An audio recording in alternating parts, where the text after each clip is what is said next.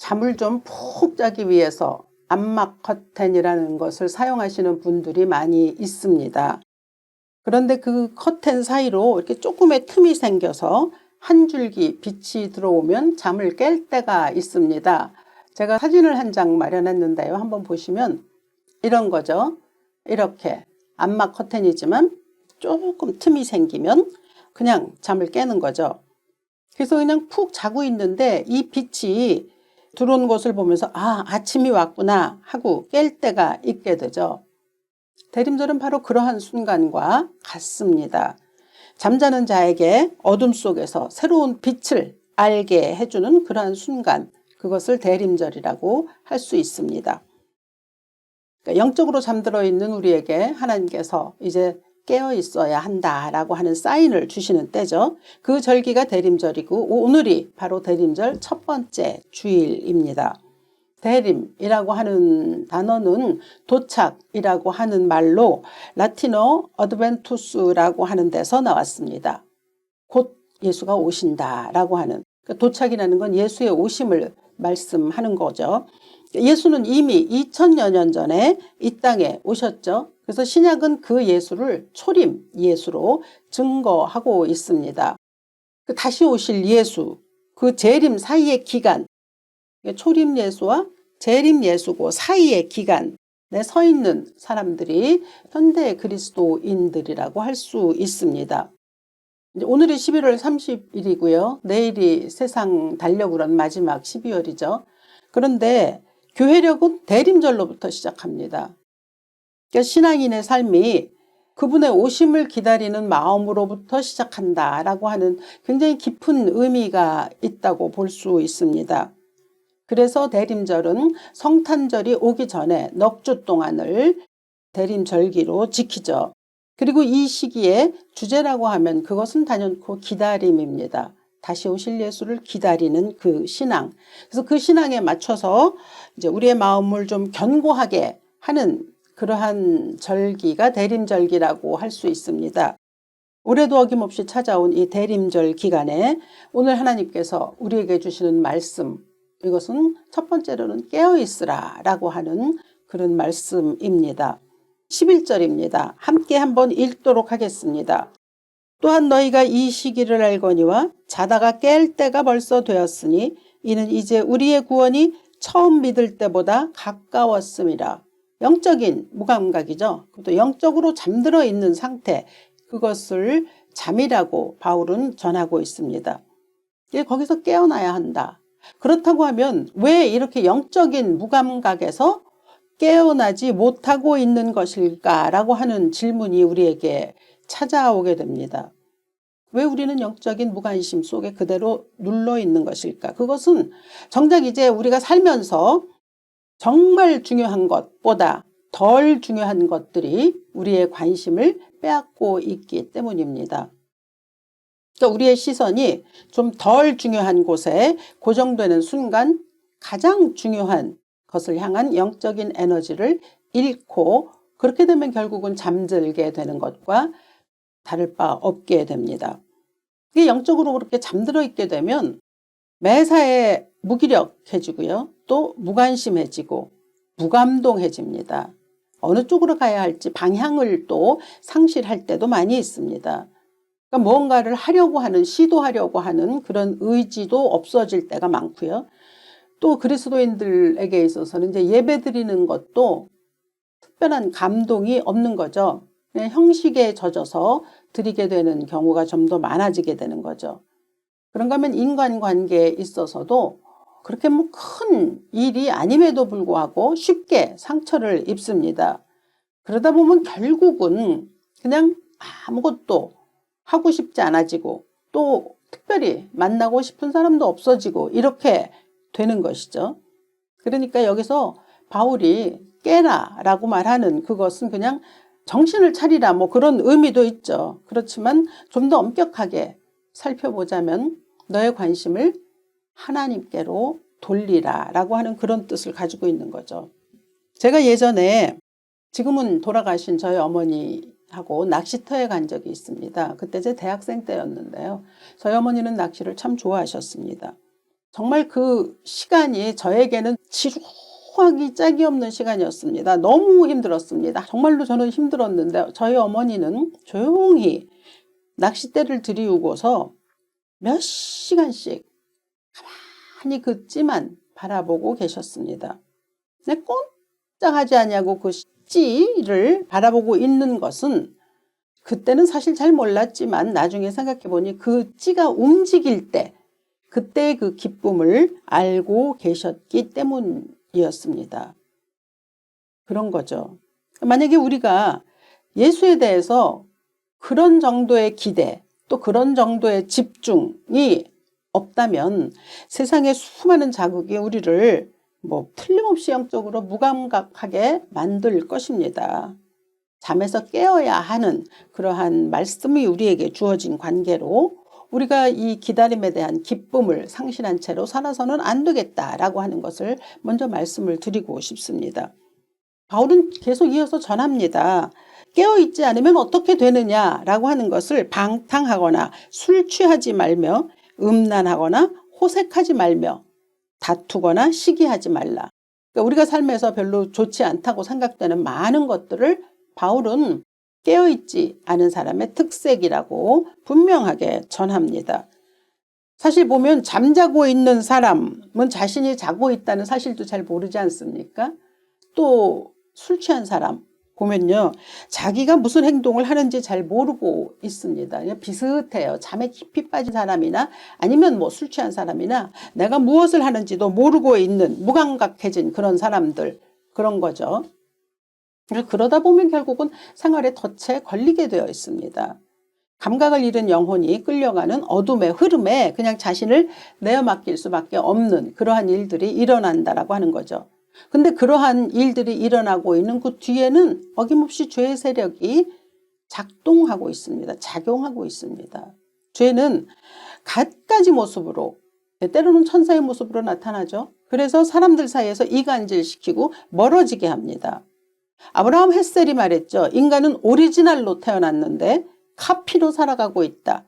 그리고 그것이 바로 타락이다. 같은 맥락이죠. 우리를 하나님이 만들어 주셨을 때는 존귀한 존재, 행복한 존재, 또 창조적인 존재로 만들어 주셨다는 거죠. 그런데 죄가 우리에게 틈탐으로 말미암아 안에 있는 좋은 것들은 다 갉아먹게 되고 결국은 우리로 하여금 영적인 무감각에 빠지게 하는 거죠. 그래서 깨어있지 않으면 하나님이 원래 우리에게 주셨던 그 모습을 잃어버리고 이제 세상이 만들어낸 카피, 사본으로 살면서 또 그것이 얼마나 심각한지도 잘 모르고 살게 되어 있습니다. 사실 우리가 지금 사는 세계를 보면 참 낯뜨거운 일들이 많이 벌어지고 있습니다. 종말론적인 견해로 본다면 그것이 말세의 때 일어나고 있는 현상이라고 이미 예수께서도 마태복음에서 말씀하셨죠. 그때 많은 사람이 실족하게 될 것이고 서로 잡아주고 서로 미워하겠으며 거짓 선지자가 많이 일어나 많은 사람들을 미혹하겠으며 불법이 성함으로 많은 사람의 사랑이 식어지리라. 내 마음과는 달리 또 우리의 기대와는 달리 이러한 일들이 많이 일어나고 있는 우리의 현실을 보고 있습니다. 그게 바울이 전합니다. 13절에서 낮에와 같이 단정히 행하라. 그래서 단정히라고 하는 그 말은 원어로 품위가 있다라고 하는 뜻이라고 합니다. 우리가 복 말할 때 품위가 있다는 이 문장은 참 좋아하죠. 그리고 누구라도 자기 자신이 좀 품위가 있는 사람이 되고자 하는 소망을 가지고 있지 않습니까? 어떤 사람이 품위가 있는 사람일까? 엊그저께 요즘에 조용하지만 그러나 많은 사람들 사이에서 회자되고 있는 영화인 세계의 주인을 봤습니다. 그 영화는 성폭력이라고 하는 무거운 주제를 다룹니다. 하지만 감독은 그것에 대해서 많은 사람들이 공감할 수 있는 방식으로, 그렇다고 그 공감이 비장하거나 슬프거나 하지는 않습니다. 굉장히 깊은 메시지를 전달해 줍니다. 사실 성폭력과 같은 일은 굉장히 비극적인 사건입니다. 한 인간의 품위를 그냥 송두리째 무너뜨릴 수 있는 그런 일이죠. 그런데 그 세계의 주인 영화에서 주인공은 상처 속에서도 자신을 잃지 아니하고 품위를 지키는 놀라운 태도를 보여줍니다. 진정한 품위가 무엇인가를 보게 하죠. 겉으로 드러나는 뭐 어떤 화려함 뭐 이런 것, 만들어진 가공된 것이 아니고 그 어떤 어둠 그리고 고난 속에서도 자기가 지니고 있는 본연의 가치를 잃지 않는 내면의 힘, 그것을 보여주고 그것이 진정한 품이다라고 하는 것을 그 영화는 우리에게 알려주었습니다. 그러니까 그 어떤 상황 속에서도 빛으로 만들어내고야만은 긍정의 힘, 이것이죠. 그래서 저는 그것을 사실 건강함이라고 이야기를 하기도 했고요. 품위가 있는 한 소녀의 삶입니다. 이 시대는 정말 부정적인 에너지가 얼마나 많이 있습니까? 그래서 우리가 가진 그 긍정의 에너지, 또 소망과 희망을 보고자 하는 그런 열망, 이런 것들을 부단히 막아내고 있습니다. 그런 의미에서 지금 이 대림절이라는 것은 빛으로 모든 것을 가리려고 하는 이 사회적인 현상 가운데서, 그리고 또 우리 자신 가운데서 끊임없이 다가오는, 우리를 자꾸 무너뜨리려고 하는 여러 가지 일들이 있거든요. 근데 그러한 곳에서 품위를 회복하자. 하나님께서 우리에게 허락하신 놀라우신 그 은혜를 다시 한번 재확인하자. 그것을 다시 한번 생각해보는 그러한 소중한 기간이 이제 대림절 기간이라고 할 수 있는 거죠. 우리는 낮에 거하는 자의 품위를 가진 사람입니다. 그러니까 어둠의 흔적이 없는 게 아니죠. 사방에 도처에 깔려 있지만 거기에 대해서는 제대로 응시할 수 있어야 합니다. 그렇지만 뇌화부동하지 않는, 그렇게 하면서 나를 돌아보는 품위를 가진 건강한 그리스도인, 그것에 대한 생각, 또 그것에 대한 결단이 있어지는 시기인 거죠. 그래서 그렇게 하기 위해서 바울은 오늘 본문에서 그리스도로 옷 입으라, 빛의 갑옷을 입으라 라고 하는 걸 두 번에 걸쳐서 12절 그리고 14절에서 이야기해 줍니다. 어둠의 일을 벗고 빛의 갑옷을 입자. 오직 주 예수 그리스도로 옷 입고 정욕을 위하여 육신의 일을 도모하지 말자. 구글의 창업 모토를 떠올렸습니다. 실리콘밸리에서 일하던 기자가 쓴 구글의 미래라고 하는 책에 이런 글이 있죠. 초창기의 구글의 창업 모토는 사악하게 하지 말자, 사악한 짓을 하지 말자, 뭐 이거였다고 합니다. 그런데 그것이 나중에 조금씩 바뀌었다는 거죠. 그러니까 사악하게 하지 말자는 것은 어떤 뜻이냐면 우리 나쁜 짓 하지 않고도 돈 벌 수 있어 라고 하는 걸 보여주자라고 하는 것이 회사의 모토였다는 거죠. 근데 그게 후에 바뀌기는 올바른 일을 행하자로 달라졌다는 거죠. 그러니까 소극적인 어떤 악의 부재를 넘어서 적극적인 선의 실행을 하자라고 하는 게 이제 구글의 모토였다고 합니다. 그러니까 사악하게 살지 말자라고 하는 것이 오늘 바울이 말한 바로는 어둠의 일을 벗자라고 그렇게 해석할 수 있다면 빛의 갑옷을 입자라는 것은 옳은 일을 적극적이고 능동적으로 행하자라고 그렇게 풀이할 수가 있습니다. 사실 우리 인간은 성경이 말한 바 질그릇과 같은 존재입니다. 지금 AI 시대를 보면 인간에게 주신 하나님의 지혜가 정말 놀랍다는 것을 매일매일 느끼고 감탄하기도 하지만 그럼에도 불구하고 또 인간은 말할 수 없이 질그릇 같은 존재이거든요. 이 질그릇 같은 존재가 보배이신 예수로 말미암아 빛의 갑옷을 입게 된다면 그때는 정말 말할 수 없는 놀라운 그리스도의 능력으로 살아가는 참 하나님의 사람이 되는 거죠. 그래서 뭐 우리 자신도 달라지고 또 함께 우리의 주위도 달라지고 또 사회도 달라질 수 있는 이러한 일들이 벌어질 수 있다고 그렇게 확신합니다. 우리 안에는 여전히 숨기고 싶은 거, 뭐 감추고 싶은 거 있습니다. 그게 이제 어둠의 일이라고 할 수 있죠. 근데 그 대신에 빛의 갑옷을 입고 당당하게 살아가는 존재, 그 세계의 주인의 주인공, 주인이처럼 그렇게 당당하게 살아가는 그러한 존재가 될 수 있기를 참 간절히 바랍니다. 그래서 이 대림절 시간에 우리의 이제 그냥 단순히 예수 그리스도의 다시 오심을 기다린다라고 하는 그것보다도 더 중요한 것은 우리 자신이 옷을 갈아입는 시간으로 만든다라고 하는데 좀 더 비중을 싣고 싶습니다. 그러니까 빛의 사람으로서 살아간다. 또 내가 이 삶에 있는 모든 여건 속에서 나는 그리스도의 사람으로 살아가기 위해서 그리스도의 옷을 갈아입겠다라고 하는 이제 결단의 시간을 갖는다라고 하는 거죠. 아무리 어려운 일이 있어도 낙심하거나 또 좌절하거나 그냥 아래로 막 빠져들어가고 그러지 않겠다는 거죠. 사상가였던 에머슨이 말했죠. 슬픔은 뒤를 보고 근심은 주위를 보고 그렇지만 믿음은 위를 본다고 했습니다. 그럼요. 그러니까 주위를 여전히 기웃거릴 필요가 없는 거예요. 그래봤자 우리의 삶에 근심과 애환밖에는 생기는 게 없습니다. 또 지나간 과거를 자꾸 생각해봤자 그것도 역시 마찬가지죠.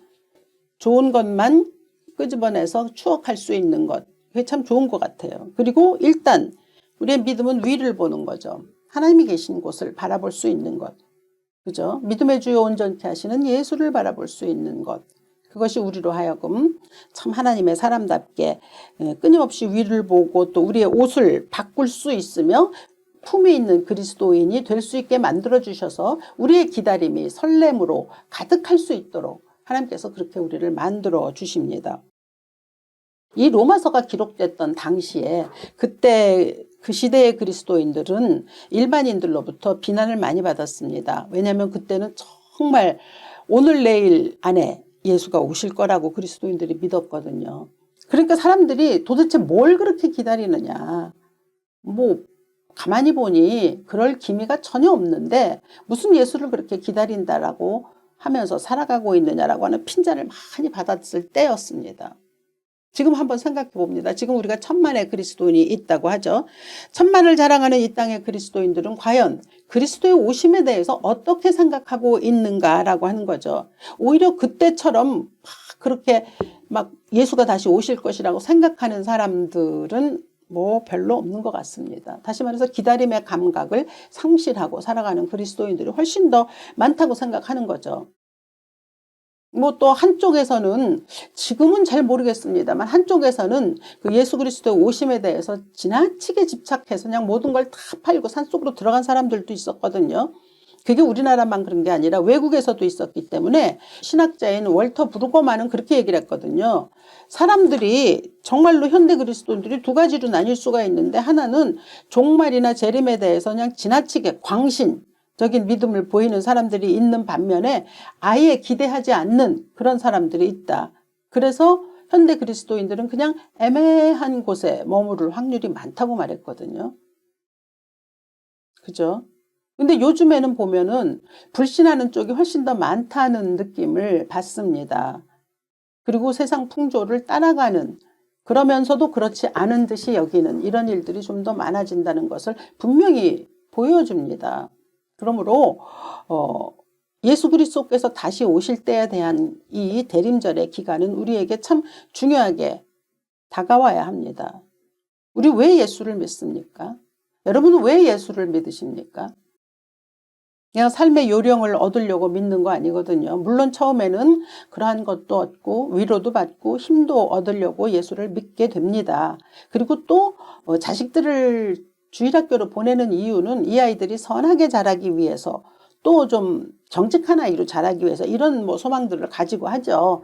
그렇긴 하지만 우리가 예수를 믿는 이유 그것은 하나님의 사람답게 나에게 주어진 삶을 행복하고 그리고 보람되게 살아가기 위함입니다.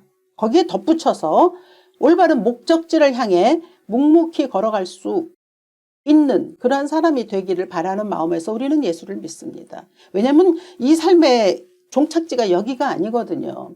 여기서 살아서 천국을 누리지만 또 이 다음 우리 세상을 떠날 때도 천국을 누릴 수 있는 그러한 삶을 살기 위해서 우리는 예수를 믿습니다. 하나님은 우리에게 그러한 은혜를 허락하셨습니다. 그러니까 지금 행복하게 살고 있지만 장차 우리가 갈 본향에 대해서 확고한 소망을 가지고 있어야 함이 우리가 예수를 믿는 그 목적에 부합한 것이라고 볼 수 있습니다. 그래서 그리스도인으로서의 우리의 인생은 마지막에 다시 오실 예수에게서 완성됩니다. 성경에서 수많은 약속들을 하셨죠. 그 모든 약속이 다 이루어지고 단 한 가지가 아직 이루어지지 않은 약속. 그것이 바로 마라나타, 다시 오실 예수입니다. 좀 늦어지고 있죠. 이 로마서에 나와 있는 그리스도인들의 시대에서도 예수님은 오신다고 했는데 벌써 2000년이 지난 지금까지 계속 이어지고 있으니까 많이 길어지고 있기는 하지요. 그렇긴 하지만 늦어진다고 오지 않으시는 것이 아닙니다. 이럴 때 우리는 어떻게 하느냐. 그냥 뭐 저절로 두 손 다 놓고 그냥 마냥 기다리는 거 아니죠. 빛의 갑옷을 입고 우리 자신이 정말 팔을 벌리고 그날을 우리 삶에 땡겨서 살아갈 수 있는 그런 현재적인 참 그리스도인의 모습이 우리에게 있어야 합니다. 이제 목사로서 설교를 시작하면서 대림절에는 항상 떠올리는 19절이 있습니다. 그것은 바로 황지우 시인의 너를 기다리는 동안이라고 하는 시입니다. 그 시의 첫 연은 이렇습니다. 내가 오기로 한 그 자리에 내가 미리 가 너를 기다리는 동안 다가오는 모든 발자국은 내 가슴에 쿵쿵거린다. 물론 이것은 황지우 시인이 자기의 어떤 경험을 이야기한 것이겠죠. 그리고 시는 그 시인을 떠나게 되면 일단 모든 독자들에게 가서 자기들에게 맞게 또 재해석되는 거 아닙니까? 저는 이 말씀이 정말 너를 기다리는 동안 다가오는 모든 발자국이 내 가슴에 쿵쿵거린다. 그렇잖아요. 가슴이 쿵쿵거릴 정도의 그런 어떤 간절함으로 나는 지금 예수를 기다리고 있다라고 하는 이 마음을 이 대림절에는 다시 한번 새겨볼 수 있기 때문에 이 시를 읽습니다. 시인은 또 이렇게 이야기를 하죠. 아주 오랜 세월을 다하여 너는 지금 오고 있다. 아주 먼 데서 지금도 천천히 오고 있는 너를 기다리는 동안 나도 가고 있다. 그럼요. 우리가 예수의 오심을 기다리고 있는 동안 예수님 지금 오시고 계시는 거 아닙니까? 하나님의 때를 맞춰서 오시기 때문에 때로는 그 박자에 맞추시느라고 우리에게는 천천히인 것으로 보이고 아직도라고 하는 말을 할 정도로 천천히 오고 계시기는 하지만 그러나 지금도 세월 다하여 마음을 다하여 오고 계시는 중입니다. 그리고 그 오고 계시는 동안 우리도 역시 그분께로 가고 있는 중입니다. 모든 생각, 모든 시선, 모든 내 삶의 모든 여건을 다 갖추어서 그분을 만나기 위해서 가고 있는 것이죠. 그래서 이 기다림이라고 하는 것은 우리의 정체성을 드러내는 신앙이라고 할 수 있습니다. 우리는 기다림, 그러니까 점점 막 이렇게 빠르게 변화하는 이 세상 속에서 기다림이라고 하는 건 많은 걸 우리에게 요구하잖아요. 그것을 다 참아내면서 즉각적인 만족을 추구하려고 하는 것이 아니라 그냥 하나님께서 천천히 오시고 계시다면 천천히 오시는 대로, 왜냐하면 하나님의 계산은 그렇게 조급하지 않은 거, 때때로 정말 무섭게 금방 임하실 때도 있지만 잘 모르겠습니다. 그러니까 하나님의 페이스를 맞추어야 하는 게 또 우리 신앙의 마땅한 도리이겠죠. 하나님 때를 따라 일하시거든요. 참 그걸 많이 느낍니다. 하나님이 일하시는 때, 하나님이 무언가를 행하시고자 하시는 때는 아주 정확하게 우리에게 임합니다. 각 개인에게 임합니다. 그 사실을 분명히 믿으시고 그분의 리듬에 맞춰서 그냥 기다리는 삶을 사는 거죠. 그냥 막연히 기다리는 게 아니죠. 설레는 마음으로 기다리는 거죠. 그럼요. 다시 오신 예수 앞에 나는 어떻게 쓸 것인가 라고 하는 걸 생각하는 거죠. 루이지애나주 시골의 어느 성공회 교회 묘지에 고령의 떡갈나무가 있고 그 아래 한 친구의 할머니가 묻혀 있다. 할머니의 지시에 따라 묘비에는 짤막하게 이렇게만 새겨져 있다. 기다리는 중. 참 귀하지 않습니까? 네, 이 한마디가 우리로 하여금 대림절 첫 주를 어떻게 보내야 할지에 대한 굉장히 훌륭한 인사이트를 준다고 생각합니다. 대림절은 빛으로 오시는 예수께 내 마음을 활짝 열고 어둠의 잔재를 벗어버리고 빛의 갑옷을 입는 그러한 시간입니다. 우리를 향한 주님의 걸음, 또 주님을 향한 우리의 걸음이 서로 만나는 그 시간까지 참으로 설레는 마음으로 걸어가는 기간, 그것이 바로 대림절입니다. 그 기간에 빛의 갑옷을 입고 품위를 지켜가며 그날을 만날 수 있는, 그날을 소망하며 앞으로 걸어가실 수 있는 여러분 될 수 있기를 이 아침 주 예수의 이름으로 축원합니다. 주님, 대림절이라고 하는 것은 참으로 귀한 날입니다. 이 귀한 대림절의 기간에 우리가 하나님으로부터 들어야 할 음성을 듣게 하시고 또한 하나님으로부터 하라고 명령하신 그 말씀을 그대로 실행할 수 있는 우리 모두 될 수 있도록 은총을 허락하여 주시옵소서. 정말 하나님이 사랑하시는 하나님의 합당한 자녀들로 이 대림절 기간을 설렘으로 마주할 수 있도록 인도하여 주시옵소서. 그래서 주님 오시는 그날까지 우리의 삶이 그 누구보다도 빛나는 삶이 될 수 있도록 빛의 갑옷을 입은 그리스도인으로 살아가게 하옵소서.